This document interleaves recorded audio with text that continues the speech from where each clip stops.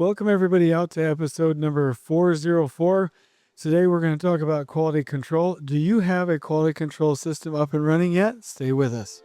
This is the Elevate Construction Podcast, delivering remarkable content for workers, leaders, and companies in construction wanting to take their next step. Get ready to step out of your comfort zone with Jason Schroeder as he encourages you to do better, live a remarkable life, and expect more. Let's go. Welcome everybody out to the, what is this podcast? The Elevate Construction Podcast. Hope you're having a fantastic day. This topic has been on my mind, and I was talking to a client the other day in a very, very simple way about a quality control system. And I was like, dang, I just explained that like super good. I'm going to put this on a podcast. So I'm going to explain quality control in very simple terms and not give you any of the other normal scaffolding type stuff for the podcast, but we're going to get right down to business because this will be a short one. However, it should be pretty impactful. I've done podcasts before on quality control systems, but I think I was talking about the overall approach. But let me simplify this down and actually start with a little bit of a story. First of all, I have to do a little bit of bragging. Okay, first of all, I grew up with Hensel Phelps, and they taught me how to be a builder. And I feel like I'm a pretty darn good builder. Hensel Phelps builds stinking good builders, bottom line. And they taught me this bottom line basic quality control process. I believe they got it from the Army Corps of Engineers. They called it the 6-step process, and I am not going to give you their system because that wouldn't be right, because that's intellectual property and I'm not going to do that. But that is where I learned this stuff. And a general superintendent named Dan Degnan flew down actually for the team in Southern California and oriented us on this system and really took the time to go through the manual and how the system worked. And everybody was regimented for the process. The saying at Phelps used to be, you can teach anybody how to be successful if they would just follow the process. And so they had really good field and office guides. They had really good manuals, really good procedures, the whole nine. A lot of companies don't work that way, but I just want to say, because they were regimented, we followed the process, and the process always, always, always works. So again, I'm not talking to you as a consultant. I'm talking to you as a master of this system. And I know that it works. And so a lot of people will talk to me about quality control systems or processes, and they'll give me like a 65-page manual, or they'll say, hey, this company has a really good quality control program, but you would need to take the whole weekend to read the darn thing. And then they expect to scale that kind of stuff throughout a company. It's like, what in the world is going on? This doesn't make any sense. We cannot have complex systems like this that are going to scale quickly. It has to be as useful as YouTube, as addictive as Facebook, and as quick as Wikipedia. We have to be getting the information to people faster and scale it more quickly. And quality control can be fairly simple. And I'm talking like 3 artifacts. An artifact, I learned that from Scrum. An artifact is an actual written deliverable or printed deliverable or online deliverable, something that shows what happened if we all got covered in ash or died or something like that. The artifacts, people could dig us up and say, oh, here's an artifact that I just found that proves that something, actually happened. And so I got that term artifact from Scrum. Really love Scrum systems and the way they teach those systems.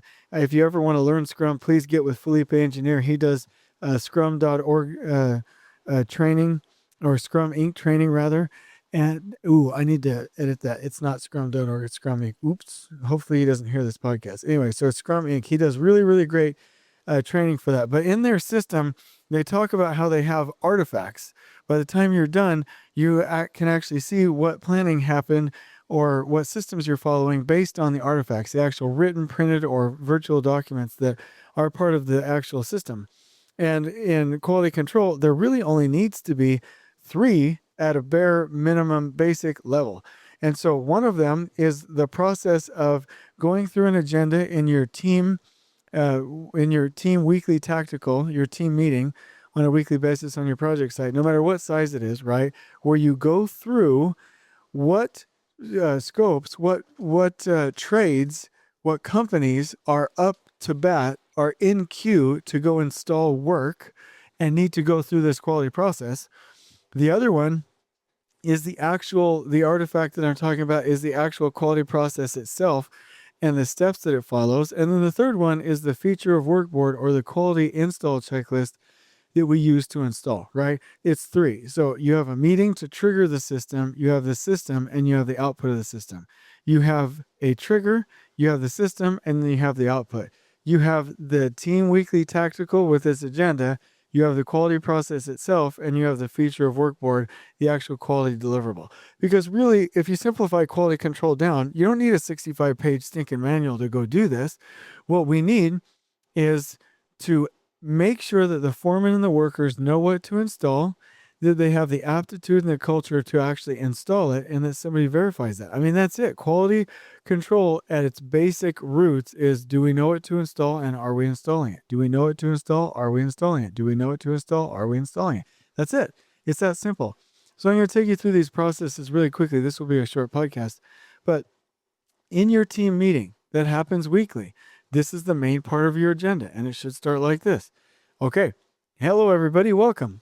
What positive shout outs do we have? Let's go do the lightning round where everybody spends 30 seconds going around the table and creating the agenda themselves real time for the meeting. Secondly, the team coverage calendar and reviewing PTO and who's covering for the site. Number 4, safety, right? And safety is so important, it doesn't even need to be on this agenda because you should be focusing all of your efforts in that direction, and it should be a main focus of everything you do.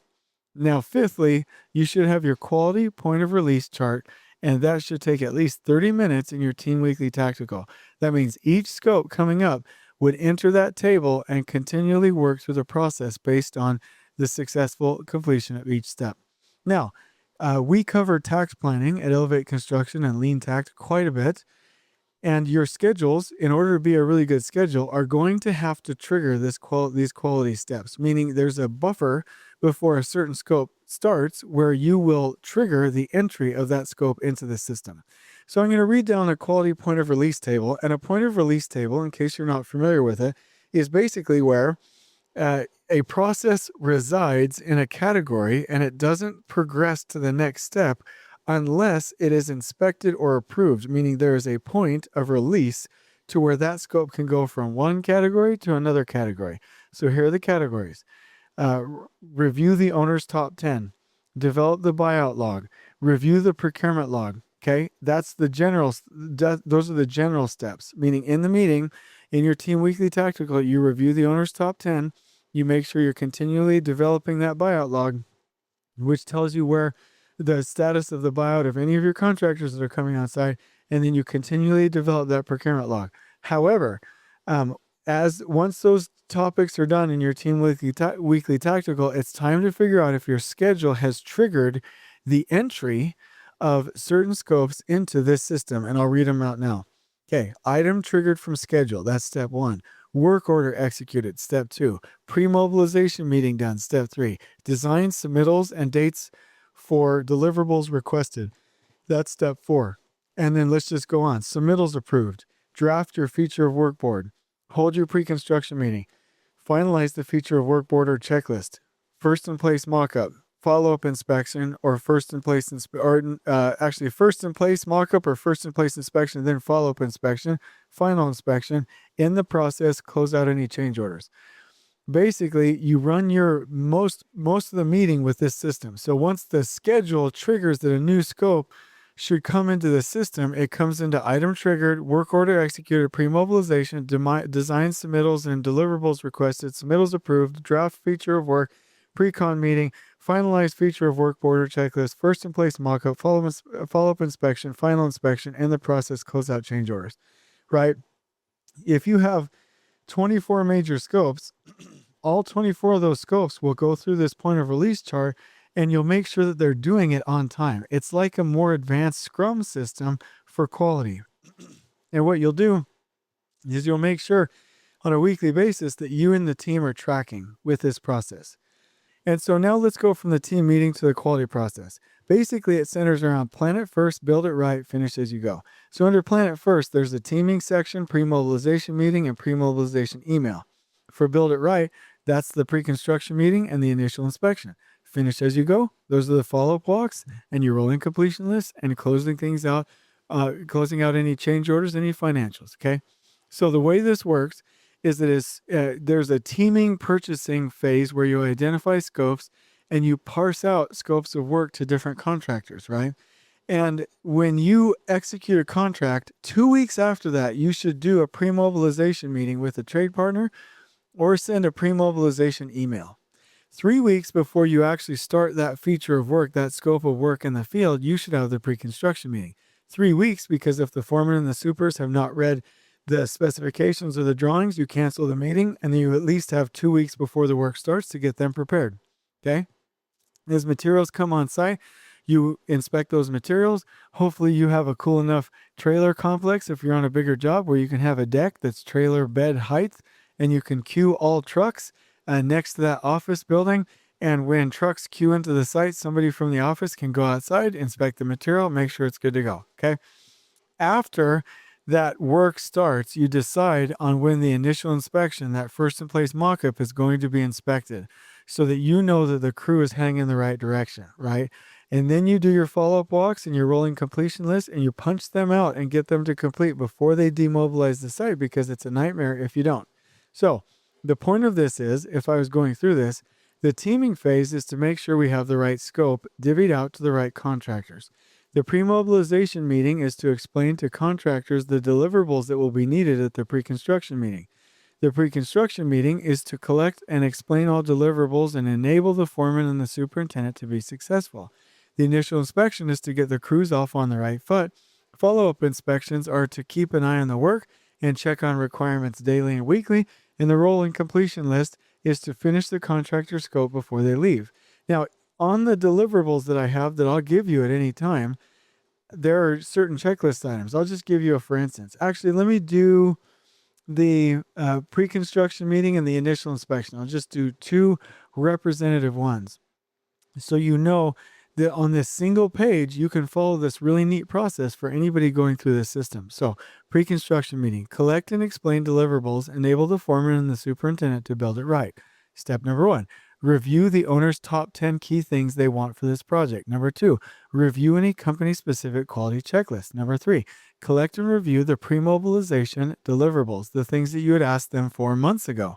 Number 4, set safety and quality expectations. Number 5, set up the initial inspection or the first in place mock-up. Pick that date. 6, coordinate with all applicable trades, any interfacing details or coordination. Number 7, review the schedule for the work and make sure the trade has the resources to meet that schedule and that they've participated. Number 8, complete any testing expectations and make sure that everybody knows what testing is required. Number 9, review the current project plans. Number 10, follow up on source or special inspections and make sure that all of those requirements are hired out, ready, scheduled, and available for that contractor. Number 11, finish inspection requirements. Number 12, review all drawings. Number 13, review all specifications. Number 14, review site logistics. Number 15, review the pre-con safety quality form. And number 16, detail a complete plan for all the work so that they leave fully enabled to do their work. Let's go to the initial inspection. Get the crews off on the right foot, set the expectations. Number 1, review the owner's top 10. Number 2, review the quality checklist from the company. Number 3, review submittals. Number 4, review the installation. Number 5, confirm the crew knows what to build. Number 6, congratulate the team or correct any deviations. Number 7, educate. Make sure they're on the right path. Number 8, are the checklists being used continually? Number 9, have the contractor accepted the substrate? And number 10, are the specs and drawings being reviewed constantly by that crew? So those are just some representative examples. So going back, every week we should have a team weekly tactical that has a review for 30 minutes of the quality point of release chart. Those phases are item triggered from the schedule, work order executed, pre-mobilization meeting, design submittals and dates requested, submittals approved, draft the feature of workboard, pre-construction meeting, finalize the feature of workboard or checklist, first in place mock-up, follow-up inspection, final inspection, and in the process and close the trade partner out. That process, those little deliverables are tracked by date as a part of this overall quality process, which I explained to you of first teaming and scope selection, pre-mobilization meeting, pre-installation meeting, initial inspection, follow-up walks, rolling completion list. Or who do we want to do what? What do we want from them? Do the foreman and superintendents know what we want from them? Are they building what we wanted from them? Are we following up on what we wanted from them? And are we closing them out before they go? So that's really the process. And it all is a waste of time if we don't get down to the most important part, the feature of workboard. So this is what a feature of workboard is. On the left, if you're visualizing this, it has a bullet list of the key items for installation, right? The goals, the safety items, substrate acceptance, the methods for installation, the key things that you should inspect. One of the most important things are the quality checkoff items. I know it's right if I checked these key quality control items. In the middle and to the right, there are pictures of the different steps. So if you have step 1, step 2, step 3, step 4, you could also have a picture to the right of what does step 1 look like, what does step 2 look like, what does step 3 look like, what does step 4 look like. The most important thing for any of these are visual examples of what's expected, and does the person know what steps they need to check and check off in order to have installed it correctly? Meaning, before you put that flooring down or close that drywall or bury that trench or backfill or whatever, or close that ceiling, you would have to have inspected all of these items, and the crew is enabled to do that because they have that list in front of them and it's visual, right? Because ultimately, every task that we do, we need to make sure it had the right quality process, right? We need to make sure that all the materials are correct, right? We needed to make sure that we had the right manpower, that we had the right safety requirements, that the work was planned, all our RFIs were answered, and the submittals were approved, and that roadblocks were removed. What better way to make sure that's all taken care of than to have each one of the new scopes on your project go through this quality process? 3 artifacts, 3 deliverables, the team meeting agenda, the quality process, and the feature of workboards. 1, 2, 3. That's all we have to do. Quality at its base root is, do the superintendents and foremen and workers know what's expected, and are they installing according to expectations? And do we have a process that triggers that quality control process? Is the quality control process visual? And does every crew have a feature of workboard, a visual feature of workboard for quality as a deliverable, as an outcome of that quality process? And those are my questions. And I hope that we can get into that and get better at doing this and implementing these on projects, because it's the key to our success. So I hope this has been helpful. I know I've covered this before, but I wanted to make sure I was simplifying it and reminding us, if we don't have this, we need it now. Because in addition to getting things here on the right time with the procurement log, the second biggest thing we can do is to actually order the right materials and install it right the first time with COVID-19 and the interrupted supply chains. So if you have interruptions on the site, that does not excuse you from not managing your procurement log, and it does not excuse you from installing it right the first time. So if you do not have a quality control system, if every one of your crews are not out there installing with a visual feature of workboard, and if 30 minutes of your team weekly tactical is not dedicated to this quality control process, then I urge you to rethink your life and to live happier. On we go. Please join us next time in elevating the entire construction experience for workers, leaders, and companies coast to coast. If you're enjoying the show, please feel free to share with your construction colleagues and help us spread the word by rating, subscribing, and leaving a review on your preferred podcast listening platform. We really appreciate it. We'll catch you next time on the Elevate Construction Podcast.